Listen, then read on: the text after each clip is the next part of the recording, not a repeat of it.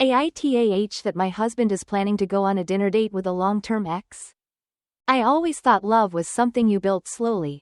The kind of love that starts with a flicker and grows over time, turning into something strong and stable. Something you could rely on when things got hard. That's what I thought I had with Jack. We met 6 years ago. And it wasn't like the fireworks I imagined love would feel like when I was younger. No, it was quieter than that. Jack was handsome, intelligent, he had just finished his PhD in economics. And everyone around him seemed to think he was destined for greatness. We met through mutual friends. And even though I wasn't the kind of woman Jack usually dated, we clicked. I was 24 at the time, working as a nurse and trying to figure out my own life. He was 30, already settled in his career. Or so it seemed. From the beginning, it felt like I was stepping into his world. His friends were like a tight-knit brotherhood. And I had never really fit into a group like that before. I was quieter, more reserved. Jack was surrounded by people who radiated confidence, his friends. His ex-girlfriend Emma, who seemed like a legend in their circle. She was tall, blonde, outgoing, and brilliant. The kind of woman who owned every room she walked into. But Jack told me he loved me for being different. He liked that I was thoughtful. That I wasn't trying to impress anyone. He said he admired my work ethic. That he found comfort in my introverted nature. At first, I believed him. He made me feel like I was enough. We moved in together after a year of dating. I had just started a new position at the hospital. And our lives quickly fell into a routine. I thought we were happy. We spent our weekends together. Sometimes going out with his friends. Though I never felt entirely comfortable around them. They had known Jack since childhood. And while they were polite enough, there was always this underlying tension. They made jokes, small things at first, that made me feel like I was an outsider. I tried to laugh them off. But it wasn't easy. The worst of it was the way they compared me to Emma. I didn't know her at the time. Only through the stories Jack and his friends told. They described her as this untouchable figure. Someone who could do no wrong. They would mention her in passing. Remember when Emma organized that surprise party for Jack? Or, Emma always had the best ideas for vacations. And when they said those things, it made me feel like I was constantly being measured against a ghost. A woman I had never met, but who still seemed to haunt Jack's life, and mine. When Jack proposed 2 years ago, I thought it was proof that I had moved past all that. That I had earned my place in his world. He never seemed overly sentimental about marriage. But he knew it was important to me. And so he proposed. It wasn't the most romantic proposal in the world. He did it one night at home after dinner, but I was ecstatic. We were building a life together. And I thought that was all that mattered. The wedding was small, but intimate. My parents were over the moon. And I remember my mom crying when Jack slipped the ring on my finger. His friends, on the other hand, were a different story. I'll never forget the best man's speech. Jack's closest friend, Mark, stood up and gave a toast. But halfway through, he made a joke about how I was the rebound girl who ended up sticking around. He laughed. The whole room laughed. But it felt like a punch to the gut. I smiled through it. Of course, I always smiled through those moments. But later that night, as Jack and I were alone in our hotel room, I asked him why his friends still saw me that way, after all these years. He just brushed it off, telling me not to take it so seriously. They're just joking, he said. You know how they are. So, I ignored it. I pushed down the discomfort and the insecurity, telling myself that it didn't matter. Jack chose me, not them. But the feeling of being the outsider never fully went away. Even after we were married, it felt like his friends were waiting for something. Waiting for me to prove that I didn't belong in their world. And then, there was Emma. She wasn't part of our lives. She and Jack had broken up years before we met. And from what Jack told me, it wasn't a dramatic breakup. They wanted different things. He wasn't ready for marriage or kids. And she was. So, they went their separate ways. And a month later, Jack met me. But even though she wasn't physically around, she still lived in the stories his friends told. She was this larger-than-life figure, always lurking in the background of our relationship. And while Jack didn't talk about her much, when he did, It was always with this fondness that made me wonder if he had ever truly moved on. Last weekend was the first time I saw her in person. It was at a fundraising gala, a fancy event that Jack's friends attended every year. I had gone a few times before, and every time, I felt like an accessory, a decoration on Jack's arm while he mingled with his friends.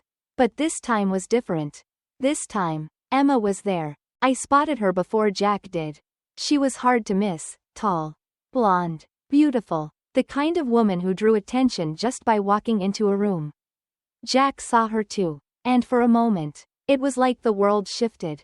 He introduced us, and Emma gave me this smile, a smile that didn't quite reach her eyes, and said, "Oh, I know who she is." The guys weren't kidding when they described her. She laughed, and so did Jack, but I felt small in that moment, like I was being scrutinized under a microscope. The rest of the night was a blur. Jack spent most of it talking to Emma, catching up, reminiscing about old times. I tried to be okay with it. I mingled, made small talk with some of his other friends. But I couldn't shake the feeling of being left out. I couldn't shake the feeling that, for the first time in years, I was seeing Jack light up in a way he hadn't in a long time. Later, when we were home and getting ready for bed, Jack mentioned offhandedly that he should go out to dinner with Emma while she was still in town. Just the two of us, he said, like it was no big deal. But to me, it was. It felt like the ground was shifting beneath me. Like everything I had been trying to ignore for years was bubbling to the surface, demanding to be acknowledged. The morning after the gala, I couldn't shake the feeling of unease. Jack had left early for work, completely oblivious to the storm brewing inside me. I tried to distract myself, folding laundry, cleaning up the kitchen, doing everything I could to stay busy. But that comment about dinner with Emma replayed in my mind over and over. I wanted to believe it was nothing, that Jack was just being friendly. But it didn't sit right. I'd never been a jealous person. In fact, I prided myself on being secure in my relationship. Jack had never given me any reason to doubt his loyalty, until now. There was something in the way he'd talked about Emma the night before. Something I hadn't seen in him for a long time. A spark. That evening, I decided to bring it up again. I needed to understand what he was thinking. What he really wanted from this so-called dinner.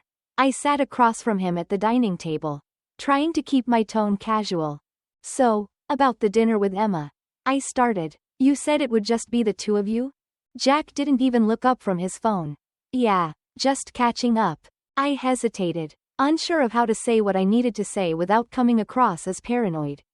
"But, why does it have to be just the two of you? I mean, why not invite her over here? We could all have dinner together." He finally glanced up at me, a slight frown creasing his forehead. "Why are you making this a big deal? It's not like we're going on a date or something." "That's what it feels like," I admitted, my voice quieter than I intended. "You haven't seen her in years. And suddenly you're spending all this time catching up with her. I just don't understand why it needs to be one-on-one." Jack sighed and put his phone down, clearly frustrated. "She's an old friend, okay? We have history. We were together for a long time. And now she's back in town. I just want to talk to her without it being some group thing." "Why are you so insecure about this?" There it was again, that word. Insecure. He always used it when he didn't want to take responsibility for how his actions made me feel. As if my discomfort was solely my own problem, not something we should address together. "I'm not insecure," I said, though even as I said it, I wasn't sure I believed it. I don't get why you need to reconnect with her. What's the point?" Jack leaned back in his chair, his expression shifting from frustration to something more resigned. "Look, I'm not trying to replace you or anything. I love you, but it was nice talking to her last night. There's just something about her, something easy. It's hard to explain." My heart sank. "Something easy?" I repeated, the words cutting deeper than I expected. "Yeah," he said, his voice softening as if he thought that would make it better. "I didn't mean it in a bad way. It's just, when we were together, we didn't have all these complications. There wasn't all this stress." "And what does that say about us?"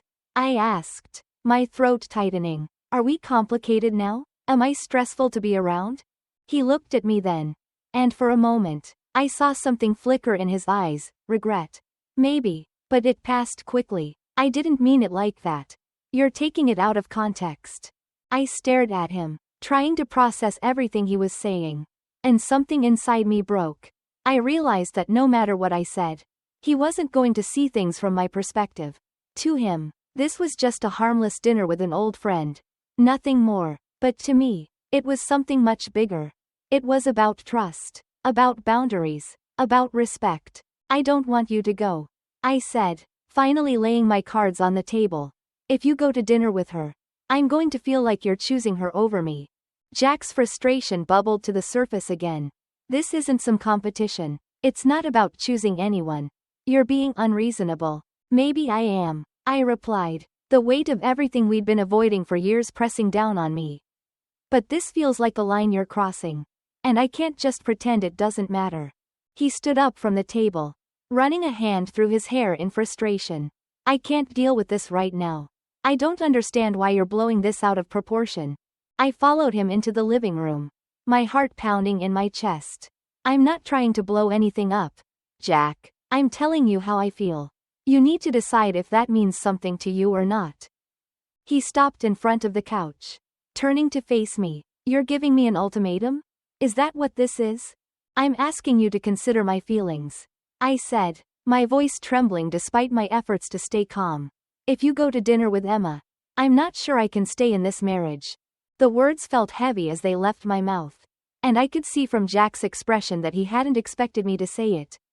Maybe I hadn't expected it either. But once the words were out, I knew I meant them.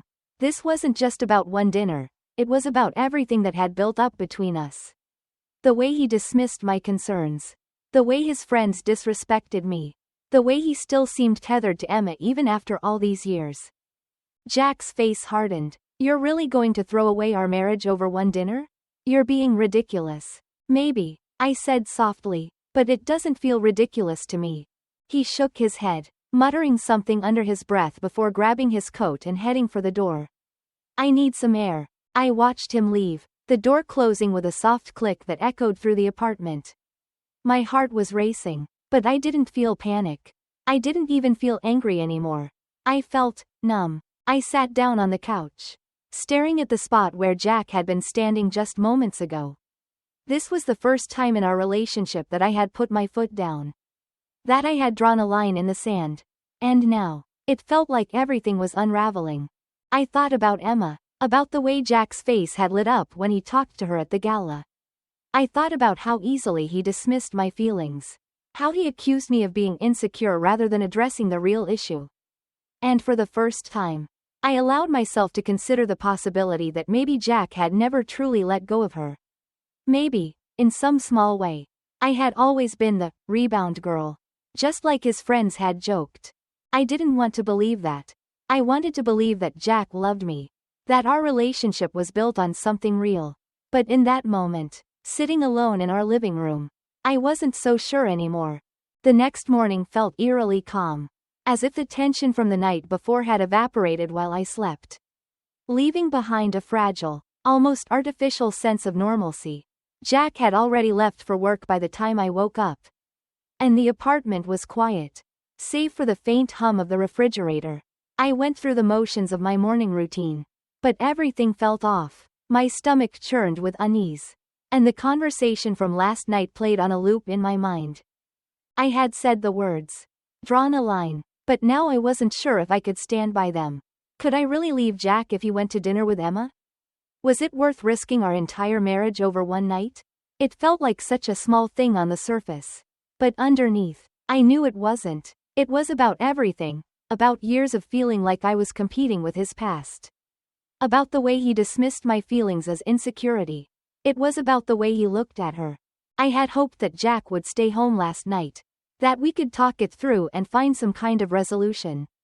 But he hadn't. He had walked out, and I didn't know where he had gone or what he had done. I didn't want to jump to conclusions, but my mind kept circling back to one possibility. Had he gone to see Emma?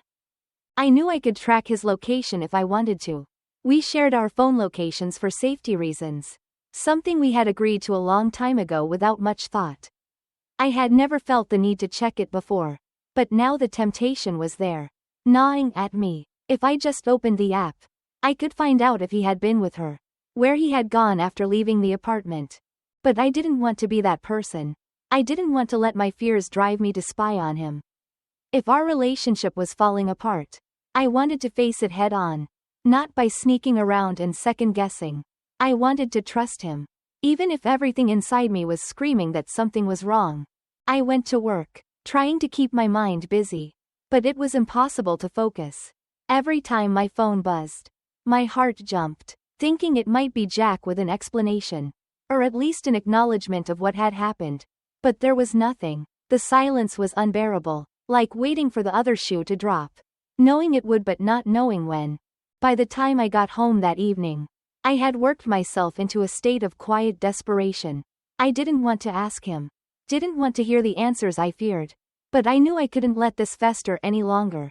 When Jack walked through the door that night, I was sitting on the couch, waiting. He looked tired, but otherwise normal, as if nothing was out of the ordinary. I almost convinced myself that maybe I had overreacted, that this was all in my head. "Hey," he said casually, dropping his bag by the door. I nodded, swallowing the lump in my throat. "Can we talk?" He sighed, running a hand through his hair as if he had been expecting this. "Yeah, I guess." I gestured for him to sit down, and he took a seat on the armchair across from me, leaving a distance between us that felt much larger than the physical space. "Where were you last night?" I asked, trying to keep my voice steady. He frowned. "I told you, I needed some air. I went for a walk. Met up with the guys for a bit." "Did you see Emma?" The question came out more sharply than I intended. He hesitated, just for a moment, but it was enough to send my heart racing. "Yeah, she was there. It wasn't a big deal.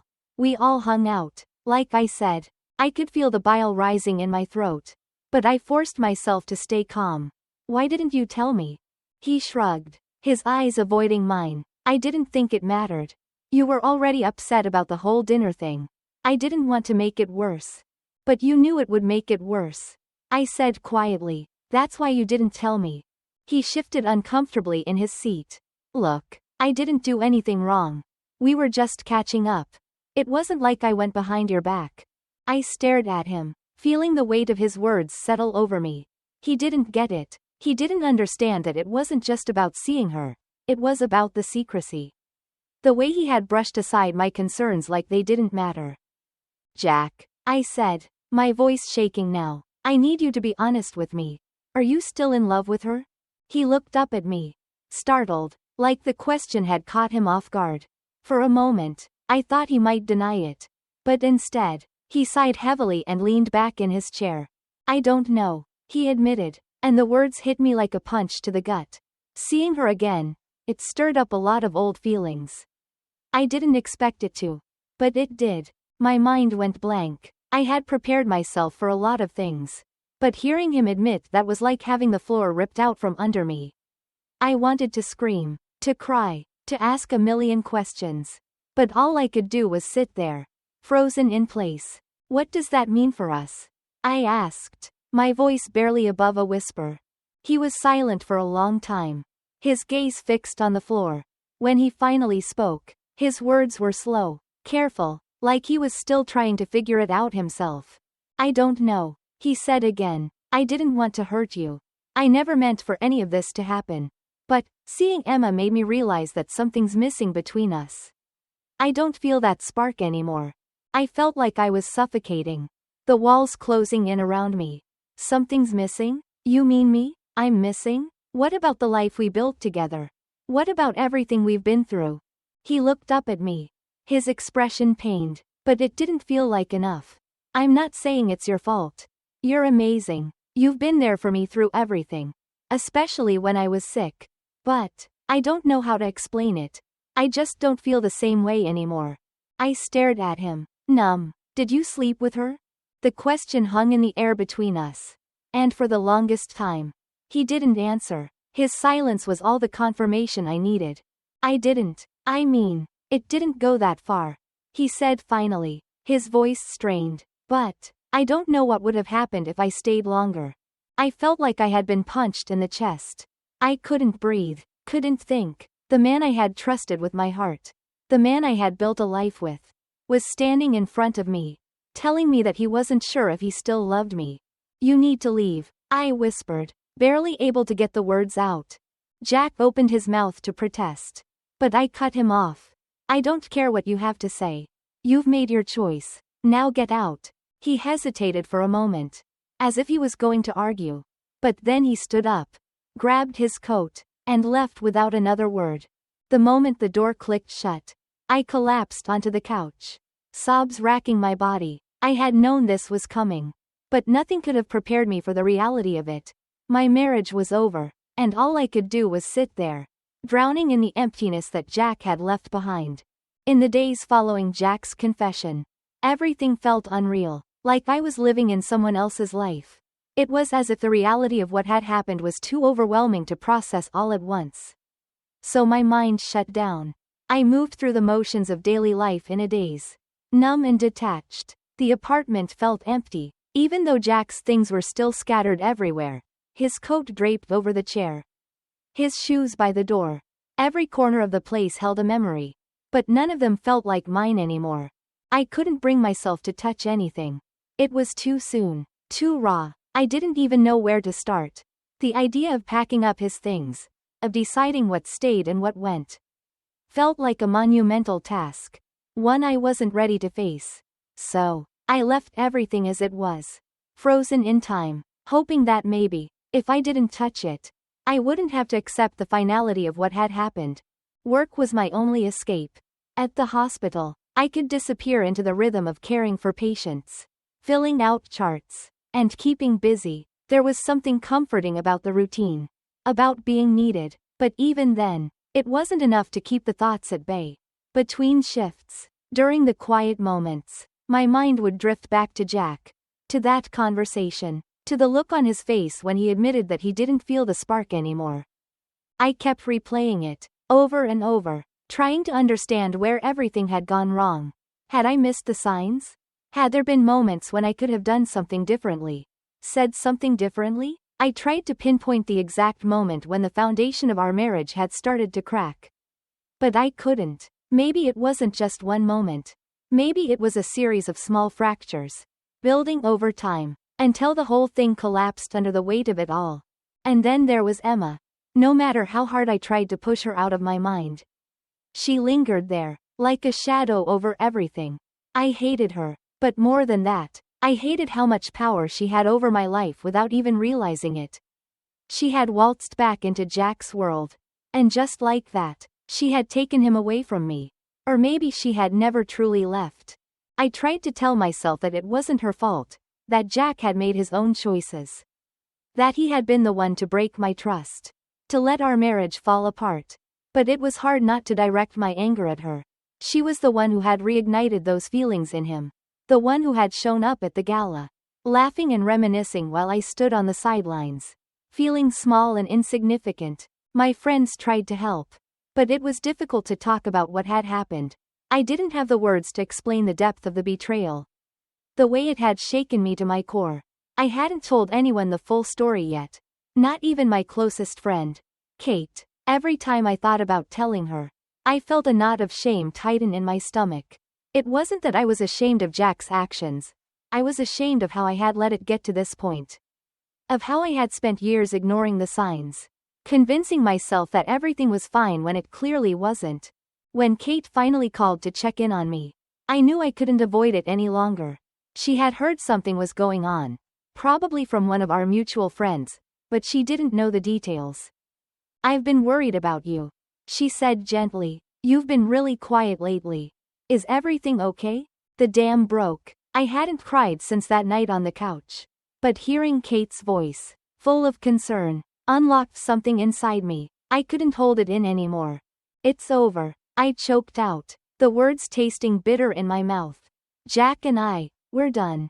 There was a pause on the other end of the line. The kind of silence that comes when someone is trying to process unexpected news. "What happened?" Kate asked, her voice soft but insistent. And so I told her. I told her about Emma, about the dinner, About Jack's confession that he wasn't sure if he loved me anymore. I told her about the spark that had apparently disappeared.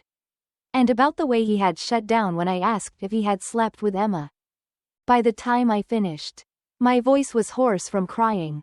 And I felt drained, like I had just relived the whole thing all over again. "Oh my God," Kate whispered. "I'm so sorry. I had no idea." "Neither did I said, wiping at my eyes. "I feel like I should have seen it coming.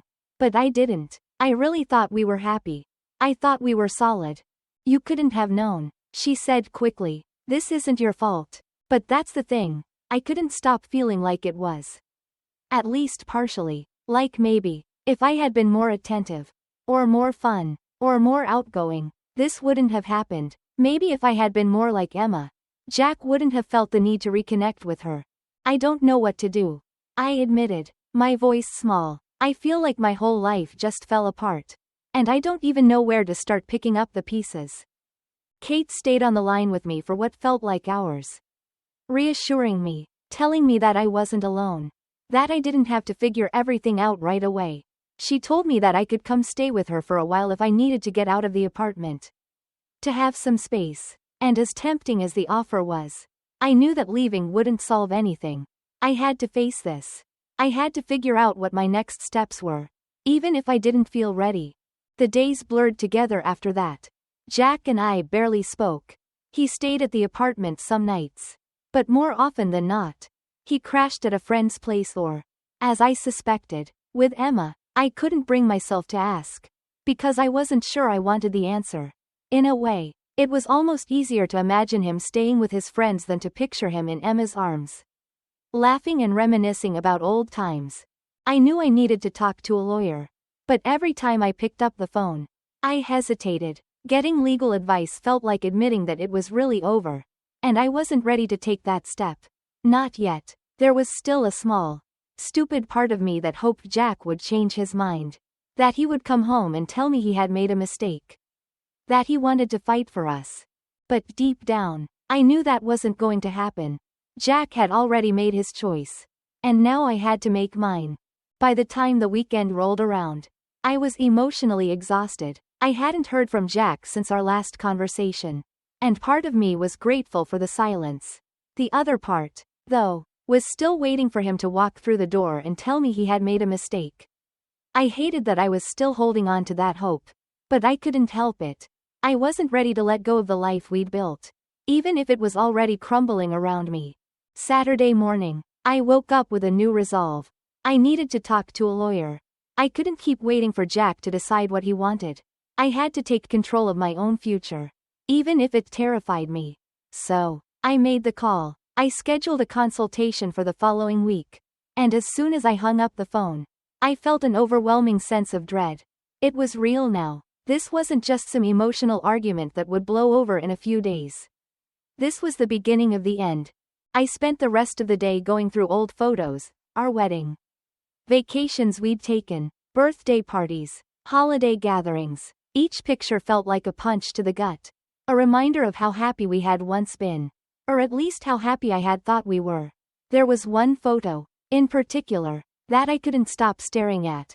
It was from the first year we started dating. Jack and I were at the beach. And he had his arm around me. Both of us smiling at the camera. I remembered how safe I had felt with him back then. Like we were building something real. Something that would last forever. Now, looking at that photo, all I could feel was a sense of loss. That version of us didn't exist anymore. Maybe it never had. I set the photo aside and sat down at the kitchen table, staring at the blank notebook in front of me. I had bought it a few days ago, thinking I'd use it to make lists, what I needed to pack, what I needed to figure out about the apartment, the financial stuff. But now that it was in front of me, the enormity of it all felt paralyzing. Where was I supposed to start? Before I could even jot down a single note, my phone buzzed. It was a text from my brother. "Hey, how are you holding up? Need anything?" I hadn't told him everything yet. Just the basics, that Jack and I were having problems and that we might be separating. My brother was the kind of person who believed in giving people space. But he was always there when I needed him. And right now, I needed him more than ever. I'm okay, I think, I typed back, though it was a lie. I was far from okay. But I didn't want to burden him with the mess I was in. Can you come over later? I could use some help with a few things. He responded almost immediately. Of course. Be there in an hour. I felt a little lighter knowing he was coming. My brother had always been my rock. The person I could rely on when things got tough. Even when we were kids. He was the one who would stand up for me when the neighborhood kids picked on me. Or when I was too scared to ride my bike down the big hill. He always had my back. And now, I needed him more than ever. When he arrived, I told him everything, from Jack's dinner with Emma to the confession that he wasn't sure if he loved me anymore. I told him about the lawyer. About my fear of moving on. About the weight of feeling like I had wasted 6 years of my life on someone who didn't value me. He listened quietly, nodding every so often, but he didn't interrupt. When I finally finished, he sat back in his chair, running a hand through his hair. I can't believe Jack would do this, he said quietly, shaking his head. I thought he was better than that. Me too, I whispered, my voice breaking, but I guess I was wrong. He leaned forward, resting his elbows on the table. Look, you know I'm going to support you no matter what. If you want to fight for your marriage, I'll stand by you. But if you want out, if you're done, I'll help you with whatever you need. I nodded, grateful for his support. I don't even know what I want anymore. I admitted, part of me feels like I should just give him space and see if he changes his mind. But the other part of me knows that even if he does, I'll never be able to trust him again. Not after this. My brother's face softened, and he reached across the table to take my hand. You don't have to make a decision today. But whatever you do, don't settle. Don't stay in a situation that makes you feel small. You deserve better than that. His words hit me hard. I had been so focused on trying to salvage what was left of my marriage that I hadn't stopped to think about what I actually deserved. For years, I had been bending over backward to fit into Jack's world. To be the wife he wanted me to be. The kind of person his friends would approve of. But in doing so, I had lost parts of myself. I had let myself be diminished. And for what? A marriage built on shaky foundations? We spent the rest of the afternoon talking about practical things. What I should do about the apartment. Whether or not I wanted to stay there. What my next steps should be legally. It felt good to have a plan. Even if it was just a rough outline. Having my brother there made everything feel a little less daunting.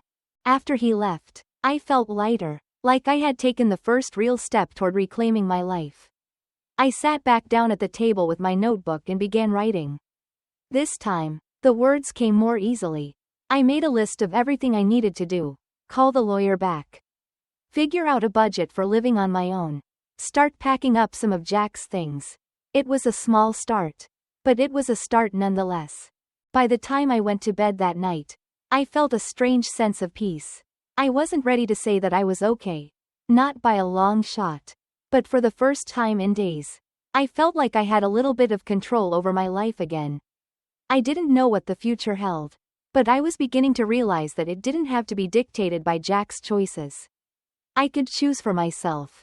And that was something I hadn't felt in a long time.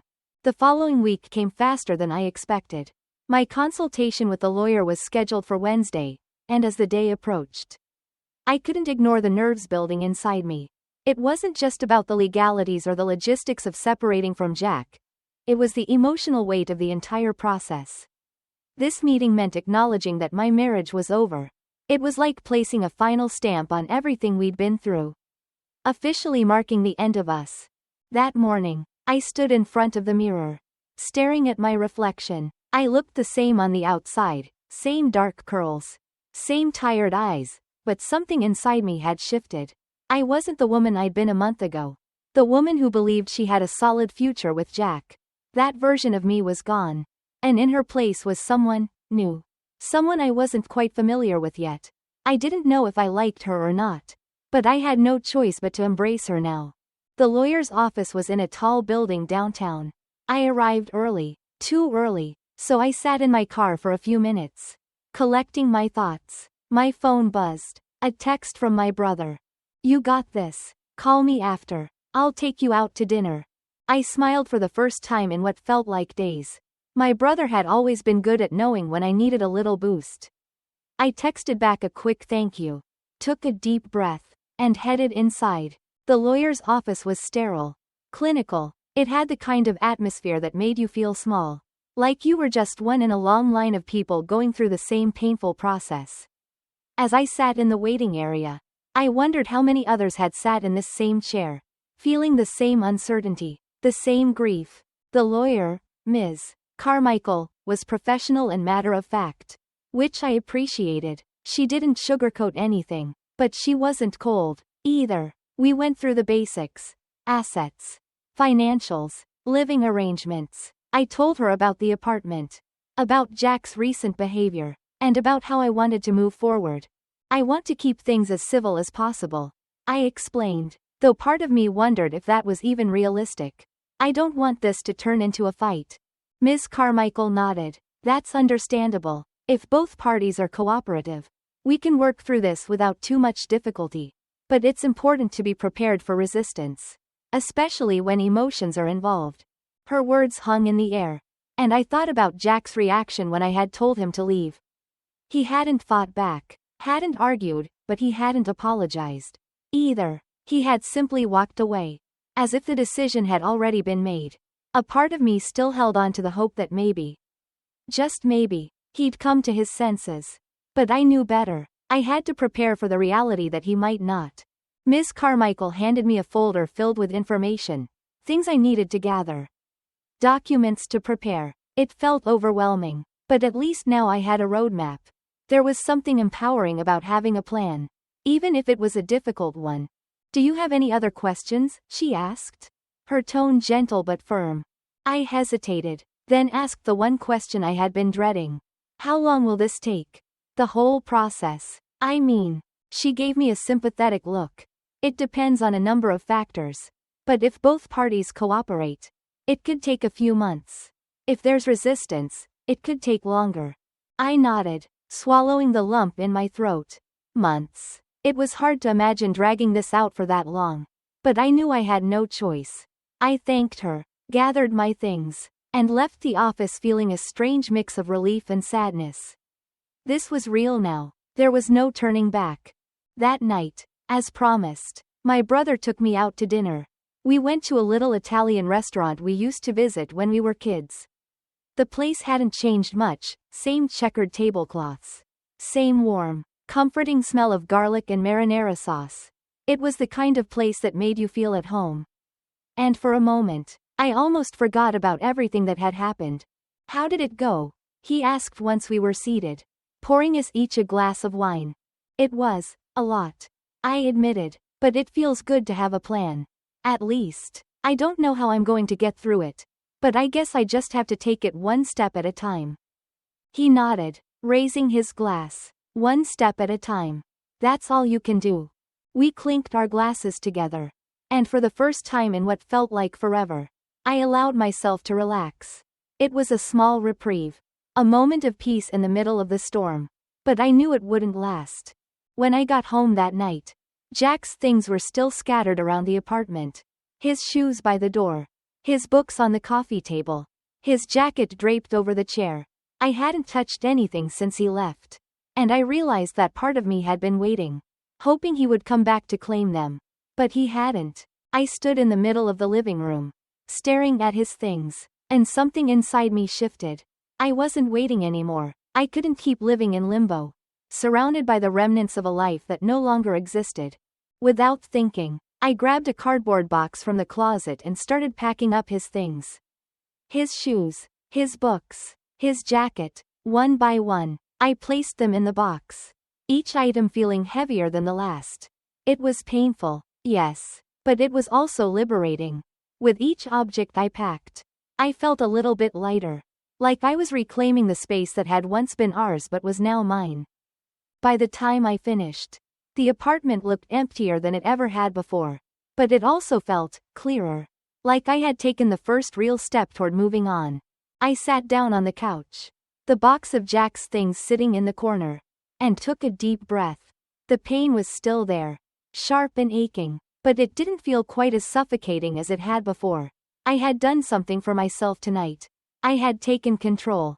It wasn't much, but it was a start. And that was enough for now. The days that followed felt like I was floating in some strange in-between space.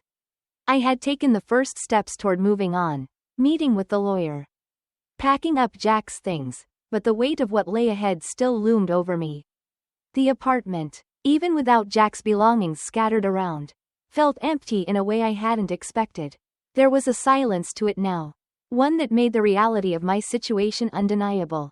Jack had been gone for over a week, and while we'd exchanged a few logistical texts about bills and our shared accounts, we hadn't actually spoken. It was as if we were already living separate lives. Even though nothing had been formally decided, I still hadn't told many people about the breakup, just my brother and Kate, and it felt like a secret I was carrying around. One that could burst out at any moment. One night, as I sat on the couch with a cup of tea, my phone buzzed. I glanced at the screen and saw Jack's name. My heart raced, and for a brief moment, I considered not answering, but I knew I couldn't avoid him forever. "Hello?" I said, my voice tight. "Hey," he replied, his voice sounding distant. "Can we talk?" I paused, my stomach twisting into knots. "About what?" There was a long silence on the other end before he finally spoke. "About us. About everything." I closed my eyes, bracing myself for whatever he was going to say. "Okay, go ahead. I've been thinking a lot," he began, his voice strained, "about how things got so bad between us. I don't know when it started, but I know I messed up." His words hung in the air, but I wasn't sure if I believed him. He was saying the right things, but after everything that had happened, it was hard to trust his sincerity. "I never meant for it to get to this point," he continued. "I didn't want to hurt you, and I didn't plan for things to happen with Emma the way they did." I winced at the mention of her name. It still felt like a fresh wound, raw and painful. "So, what exactly happened with Emma?" I asked, my voice barely above a whisper. He hesitated, and I could almost hear the conflict in his voice. "We didn't sleep together," he said finally, "but it came close. I don't know why I let it get that far. Maybe it was nostalgia. Maybe it was something else. But it made me realize that I haven't been fair to you." I felt a lump form in my throat, my emotions swirling between anger, sadness, and a deep sense of betrayal. "So what now?" I asked. "You've realized you messed up. What are you going to do about it?" There was another long pause before he answered. "I don't know. I want to fix things. But I don't even know if that's possible." His words felt hollow, like he was trying to reach for something that was already out of his grasp. I could hear the uncertainty in his voice, and that was what hurt the most. He didn't sound like someone who was willing to fight for our marriage. He sounded like someone who was already letting go. "Jack, do you even want to fix this?" I asked, my voice shaking. "Because I can't keep waiting for you to decide whether or not you want to be in this marriage." "I don't know," he admitted. "I thought I did, but I don't know anymore." And there it was, the truth, the admission I had been dreading but also expecting. Jack didn't know if he wanted to be with me anymore. And that was all I needed to hear. I took a deep breath, trying to steady myself. "I can't do this, Jack," I said quietly. "I can't be with someone who doesn't know if they want to be with me. I deserve better than that." He didn't say anything, but I could feel the weight of his silence. It was over. We both knew it. "I'll have my lawyer reach out to you about the separation," I said, my voice firm despite the tears welling up in my eyes. "We'll figure out the details from there." "Okay," he said softly, almost as if he was relieved. "I'm sorry." "Yeah," I replied, not trusting myself to say anything more. I ended the call and immediately felt a wave of grief crash over me. The finality of it hit me harder than I expected. And for the first time in days, I let myself cry. I cried for the life I thought I had, for the future I thought we were building, and for the love that had slipped away, bit by bit, until there was nothing left. By the time my tears subsided, I felt emotionally drained, but also lighter. There was no more waiting, no more uncertainty. Jack had made his choice, and I had made mine. We were done. The next day, I called Ms. Carmichael and told her to move forward with the legal process. It was time to put everything into motion. I didn't want to live in limbo anymore, waiting for Jack to change his mind or come to some grand realization. I wanted to take control of my life. To start building something new. Something that was mine.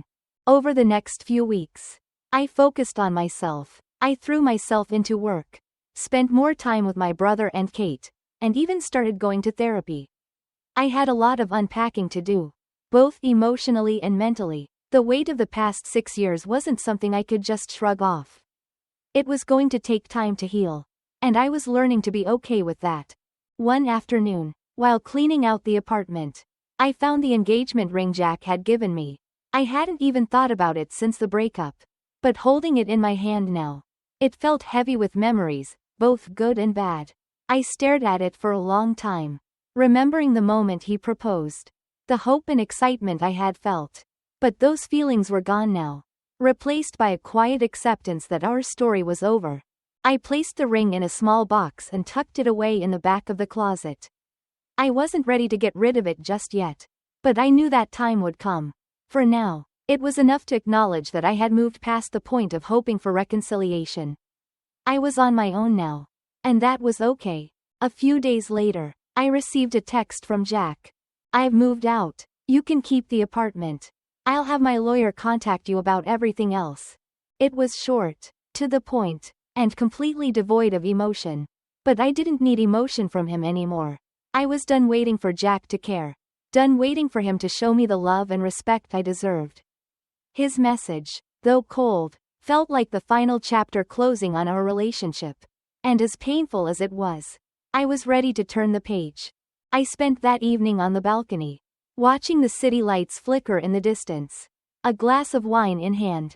The breeze was cool, and for the first time in weeks, I felt a sense of peace. There was still a lot ahead, paperwork, final goodbyes, the slow process of rebuilding, but I knew I was heading in the right direction. This was my new beginning. It had been a month since Jack officially moved out, and although the ache in my chest still lingered, each day felt a little bit easier. The apartment was mine now, truly mine, and I was determined to make it feel like home again. I didn't want to live in a space haunted by the ghost of our relationship.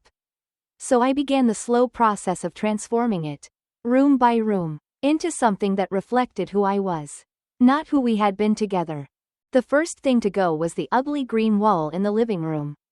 Jack had insisted on that color when we first moved in. Even though I had hated it from the start, I hadn't put up much of a fight back then, thinking it wasn't worth arguing over. But now, every time I looked at that wall, it reminded me of all the things I had compromised on for the sake of keeping the peace. So, one Saturday morning, I grabbed a few cans of paint and got to work. As I rolled a soft, calming blue over the green, I felt a sense of catharsis wash over me. It was a small change, but it represented something bigger, my freedom. I wasn't trying to please anyone anymore. This was for me. I spent the entire weekend painting, transforming not just the living room but the kitchen and bedroom too. By the time I was done, the apartment felt lighter, more open. It felt like a place where I could breathe again. I also decided to adopt a cat. Jack had been allergic, and I'd always wanted one. But out of consideration for him, I never brought it up. Now, with him gone, I figured it was the perfect time to bring a little companionship into my life. I went to the local shelter and fell in love with a fluffy gray cat named Luna. She was shy at first, but within a few days, she was curling up next to me on the couch, her soft purring a welcome comfort in the quiet evenings. Having Luna around helped fill the emptiness that Jack's absence had left behind. She wasn't a replacement for what I had lost, but she was a reminder that life could still be good, even in the wake of heartbreak. She was my little reminder that I was moving forward. Bit by bit, work became my refuge during the day. I threw myself into my job at the hospital, taking on extra shifts and staying late whenever I could. It wasn't that I was avoiding my personal life. I just found solace in the routine, in the knowledge that I was making a difference in people's lives. Helping others reminded me that I had my own strength to lean on, that I had the power to rebuild my life, even if it felt daunting at times. Therapy had also become a regular part of my routine. I had taken my brother's advice and started seeing a therapist a few weeks ago. At first, I wasn't sure how much it would help. I didn't like the idea of unloading my problems on a stranger, but after a few sessions, I began to see the value in it. Talking about the breakup, about Jack, about the parts of myself that I had neglected for so long, it was hard. But it was necessary. My therapist, Dr. Green, helped me see that the way Jack treated me wasn't just a reflection of his own issues. It was also a reflection of how little I valued myself. You've spent so much time trying to accommodate him, trying to be what he needed, she said during one of our sessions. But what about you? What do you need? It was a simple question, but it hit me like a ton of bricks. I realized that I hadn't been asking myself that question for years. I had been so focused on keeping our marriage afloat, on trying to be the wife Jack wanted, that I had lost sight of my own needs, my own desires. What do I need? I echoed, almost as if I was hearing the words for the first time. Dr. Green smiled gently. That's something you'll need to explore. It might take time, but you'll get there. So, I started making small changes. Little things that brought me joy. I signed up for a painting class. Something I had always wanted to do but never made time for. I started cooking more, experimenting with new recipes that I'd been too intimidated to try before. I even began journaling again. Something I hadn't done since college. It felt like I was rediscovering parts of myself that I had forgotten existed. One evening, after a long day at work, I curled up on the couch with Luna, my journal open in my lap. I wrote about how far I had come since Jack left. About the small victories, repainting the apartment, adopting Luna, getting through another week without crying. They seemed like minor things on the surface. But to me, they represented progress. I was healing, slowly but surely. As I wrote, I realized that I didn't miss Jack as much as I thought I would. Sure, there were moments when I thought about the good times we had shared. The laughter, the closeness, but they were fleeting. More often than not, when I thought about him, I felt a sense of relief that he was gone. It was strange, but the more distance I put between us, the clearer it became that our relationship had never been as strong as I had convinced myself it was.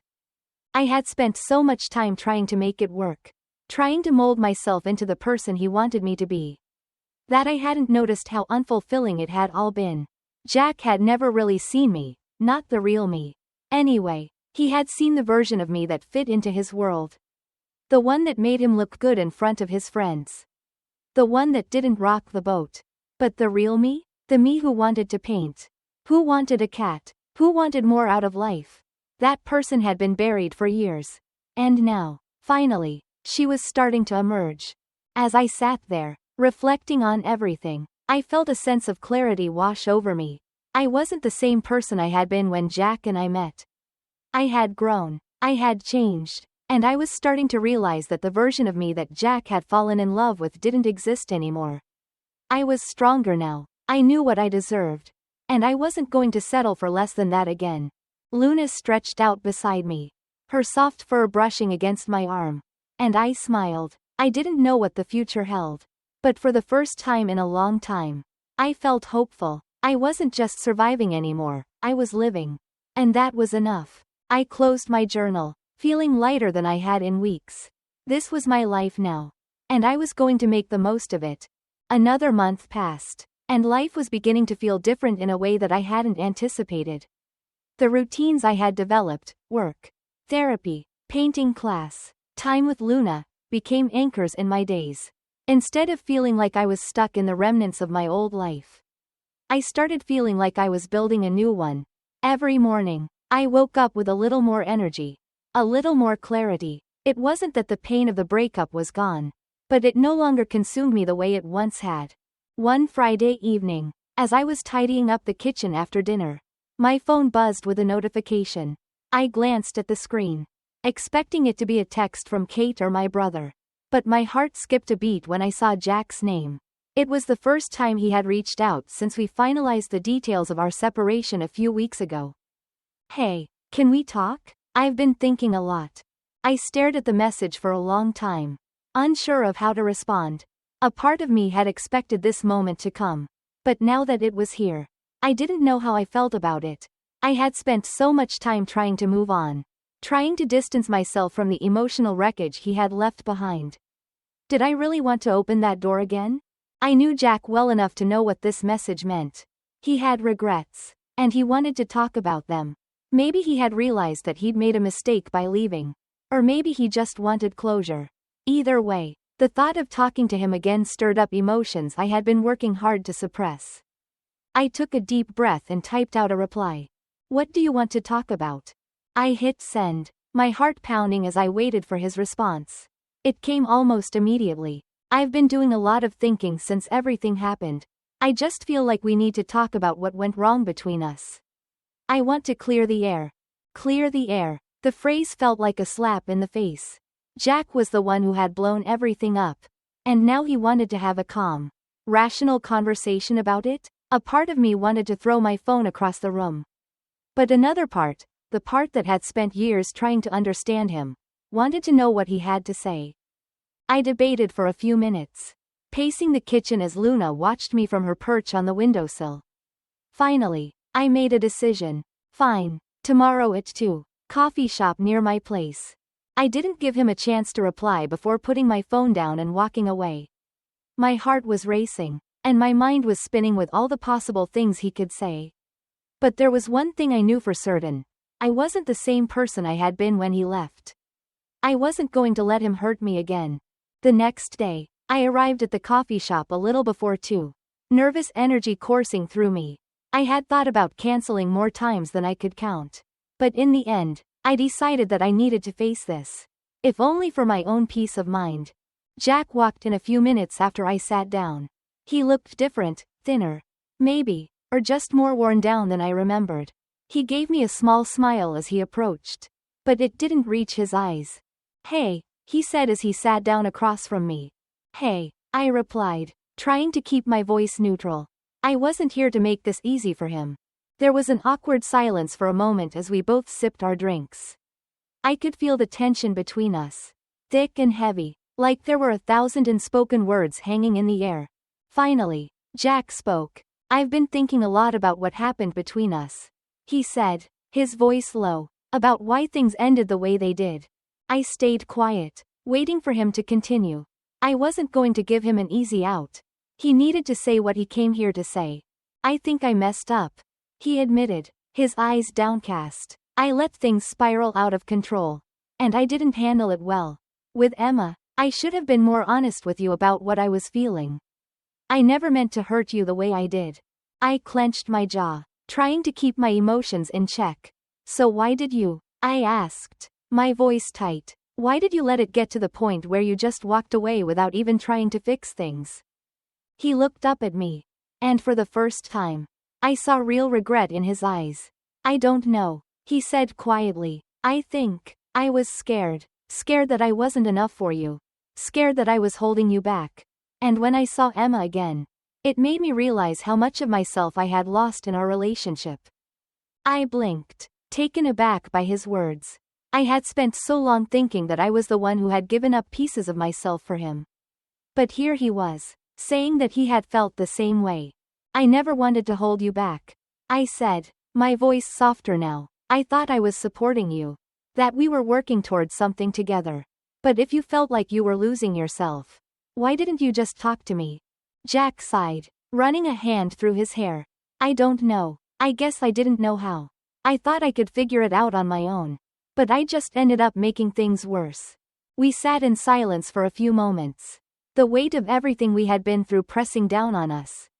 I could see now that Jack had been struggling in ways I hadn't fully understood. But that didn't excuse what he had done. He had hurt me deeply. And no amount of regret could change that. So what now? I asked, meeting his gaze. Why did you want to have this conversation? He hesitated, as if he wasn't sure how to answer. I guess, I wanted to apologize. And I wanted to know if there's any chance we could try again. Start fresh. The words hung in the air. And for a moment, I couldn't believe what I was hearing. After everything that had happened. After all the pain and betrayal. He thought we could just start over? I shook my head, a sad smile tugging at the corners of my lips. Jack, I don't think that's possible. Too much has happened between us. You made your choice. And I've spent the last few months trying to rebuild my life. I can't go back to the way things were. He looked down at his hands, his shoulders slumping in defeat. I figured you'd say that. I'm sorry, I said. And I meant it. I wasn't angry anymore, but I knew I couldn't give him what he was asking for. But I need to move on. And I think you do too. He nodded, but I could see the sadness in his eyes. Yeah, I guess you're right. We sat there for a few more minutes, finishing our drinks in silence. When we finally stood up to leave, Jack gave me a small, sad smile. I'm really sorry, you know, he said softly, for everything. I know, I replied, and for the first time, I felt like I truly forgave him. It didn't mean I was going to forget what had happened, but I was ready to let go of the anger, the hurt, the resentment. I was ready to move forward. As I walked out of the coffee shop and into the crisp autumn air, I felt a strange sense of closure. The chapter with Jack was officially over, and for the first time in a long time, I wasn't afraid of what came next. I was free. 6 months have passed since that final conversation with Jack, and my life feels both completely different and surprisingly familiar. Different in the ways that matter most. I'm no longer weighed down by the uncertainty of my marriage or the constant strain of trying to be someone I'm not. Familiar in the sense that I'm finally reconnecting with myself, the person I had lost sight of during those years of bending to fit someone else's expectations. I've made my apartment into a space that feels like me. The soft blue walls and new artwork I've picked up from local galleries make the space feel fresh, warm, and alive. Luna has settled into her new life too. And every night she curls up beside me, reminding me that this small companionship is enough for now. I don't feel the gaping loneliness I once feared would consume me after Jack left. Instead, I feel whole, like I've filled the empty spaces in my life with things that matter. Work has become more than just a distraction, it's a source of pride. I've recently started leading a new project at the hospital, working with a team of doctors and nurses to improve patient care in underserved communities. It's challenging and exhausting, but I've never felt more fulfilled. I realize now that I was always capable of great things, and I don't need someone else's validation to remind me of that. I can push myself, grow, and succeed on my own terms. As for my personal life, I've taken things slow. I haven't dated yet, but I've started to open myself up to the idea again. Not because I feel pressured or because I miss being in a relationship, but because I've learned what I want, and more importantly, what I don't want. I've promised myself that I'll never lose sight of who I am for someone else again. Therapy has been an essential part of that journey. Dr. Green has helped me dig deep into the roots of why I stayed in a relationship that wasn't right for me. She's guided me through the process of rebuilding my self-esteem, teaching me that I'm worthy of love, respect, and partnership, not just tolerance. More than anything, she's helped me realize that it's okay to set boundaries, to say no and to walk away from situations that don't serve me. That lesson is one I'll carry with me for the rest of my life. I've also reconnected with friends and family in ways I hadn't before. Kate and I meet up for brunch every weekend now, something we used to do sporadically before the breakup. My brother has become my biggest cheerleader, always checking in and making sure I'm taking care of myself. These relationships have shown me that I'm not alone, that I never really was. I had a strong support system all along, I just needed to lean on them more. A few weeks ago, I ran into Jack at a grocery store. It was unexpected, and for a moment, I felt the old rush of nerves, the kind I used to get when I worried about how I looked or how I sounded in front of him. But then, something shifted. He smiled, and I smiled back. We chatted for a few minutes, nothing too deep. Just the usual small talk about work and life. He mentioned that he's still seeing Emma, and I could tell from the way he spoke about her that they're happy. And I'm okay with that. I no longer feel the sting of comparison or regret. Whatever Jack and I had is firmly in the past, and I'm at peace with that. As I left the store that day, I realized that seeing Jack no longer brought up the pain or heartache it once did. Instead, I felt grateful for the lessons, for the growth, for the realization that I deserve more. He was a chapter in my life, one that taught me valuable things about love, self-worth, and resilience. But he wasn't the whole story. My life is bigger than that, and it's still unfolding. page by page. Now, as I sit on my balcony with Luna curled up on my lap, watching the sun dip below the horizon, I feel an overwhelming sense of peace. The sky is painted in soft hues of pink and orange, and a light breeze carries the scent of spring. There's so much life ahead of me. So many possibilities I hadn't even considered when I was stuck in the confines of a relationship that no longer served me. For the first time in years, I'm excited about the unknown. I don't have all the answers. And that's okay. I don't know exactly where my career will take me, or what my next relationship will look like, or even where I'll be living a year from now. But I've learned that I'm stronger than I ever thought I was. I've learned that I can handle whatever comes next.